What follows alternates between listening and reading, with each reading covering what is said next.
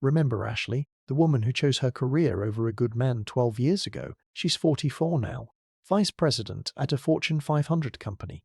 Makes $230,000 a year. Corner office on the 32nd floor. Flies business pass. Lives in a luxury high-rise, everything she worked for, and she's finally being honest about what it cost her. David proposed when Ashley was 32. He was 34. Good guy, project manager, made $85,000. Ready for marriage, ready for kids, wanted to build a life with her. Ashley said no. She had just gotten promoted to senior director. Her career was taking off. She couldn't slow down now. Marriage and kids would derail everything she'd worked for. David would understand. Eventually, he didn't. He left. Married someone else 2 years later. Has 3 kids now. Ashley's still at the office, and she's finally admitting the truth. 12 years ago, Ashley was 32. Rising star at a tech company. Marketing director making $110,000. On track for VP. Ambitious. Driven. Focused. She'd spent her 20s building her career while her friends got married and had babies. She'd been dating David for 3 years. He was 34. Stable career. Kind. Reliable. Wanted the next step. Marriage. Family. The whole thing. They talked about it before. Ashley always said, soon. But soon kept moving further away. First it was after this promotion, then after this product launch, then after I hit director level. At 32, Ashley hit senior director. David thought that meant they could finally move forward. He proposed at her favorite restaurant. Nice ring. Down on one knee. Ashley looked at the ring, looked at David, and felt panic, not joy. She said she needed time to think. David's face fell. He'd been planning this for months. Thought she'd say yes immediately. 2 weeks later, Ashley gave him her answer. Not yet. The timing wasn't right. Her career was exploding. VP was within reach. She needed to focus, couldn't divide her attention between climbing the ladder and starting a family. David didn't argue, didn't beg, just asked one question: when will the timing be right? Ashley didn't have an answer. I don't know, a few years maybe, after I make VP. David nodded slowly. Ashley, I'm 34. I want kids. If we wait a few years, you'll be 35, maybe 36. Then we date, plan a wedding, that's another year. You're 37. Then try for kids. You're 38, maybe 39. That's if everything goes perfectly. Ashley felt attacked. So you're giving me an ultimatum? No. I'm being realistic about timelines. Biology doesn't care about VP promotions. I can't believe you're trying to pressure me like this. David stood up. I'm not pressuring you. I'm telling you what I need. And you're telling me you're not ready. That's fine. But I can't wait indefinitely. He left that night, moved out over the weekend. Ashley felt relief. Finally, she could focus without distractions. Ashley threw herself into work. 14-hour days, weekends in the office.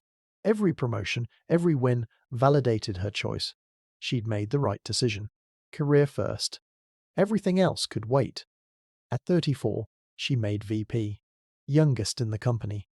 $200,000 salary, stock options, the works. She posted about it on LinkedIn. David didn't like or comment. He'd unfollowed her months earlier. At 35, Ashley went on a few dates. Met guys through work. Through apps. Nothing serious. Nobody measured up to David, but she'd never admit that. She told herself she was too busy anyway. VP demanded everything. At 36, Ashley's college roommate had her 3rd kid. Ashley flew in for the baby shower. Watched her friend juggle 3 children and felt nothing. No envy. No longing. Just relief that wasn't her life. At 38, Ashley's doctor asked about her family planning. If you're thinking about kids, we should discuss options. Egg quality declined significantly after 35. At 38, natural conception gets harder. Ashley said she'd think about it. She didn't. Work was too demanding. Senior VP was next. She couldn't slow down now. At 39, Facebook's algorithm showed her David's life. He'd married Lauren when Ashley was 34. Lauren was 29. They'd had their first kid when Ashley was 35. Second kid when she was 35. Second kid when she was 37. Third kid when she was 39. Ashley scrolled through the photos. David looked happy. Actually happy. Not fake social media happy. He'd built exactly what he told Ashley he wanted. Just not with her. Lauren was a teacher. Made probably $50,000.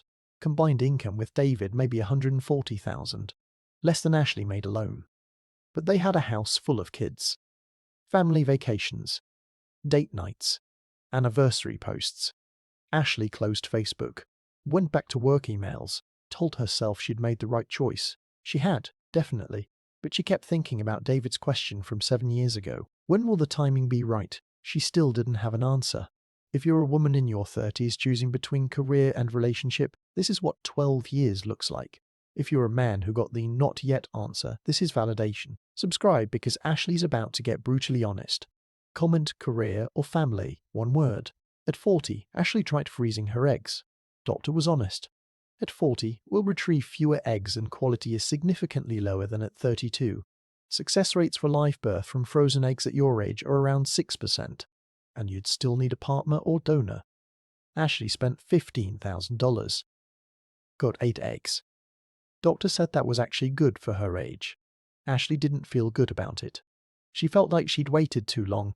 At 41, Ashley dated seriously for the first time in years, met Michael. 46. Divorced. 2 kids from first marriage. He was nice. Stable. But Ashley felt nothing. No spark. No connection. She wondered if she'd become incapable of feeling those things. At 42, Ashley made senior VP. $230,000. Peak of her career. Everything she'd worked for. She celebrated alone. Expensive dinner. Bottle of wine. Went home to empty apartment. Realized something. The achievement felt hollow without anyone to share it with.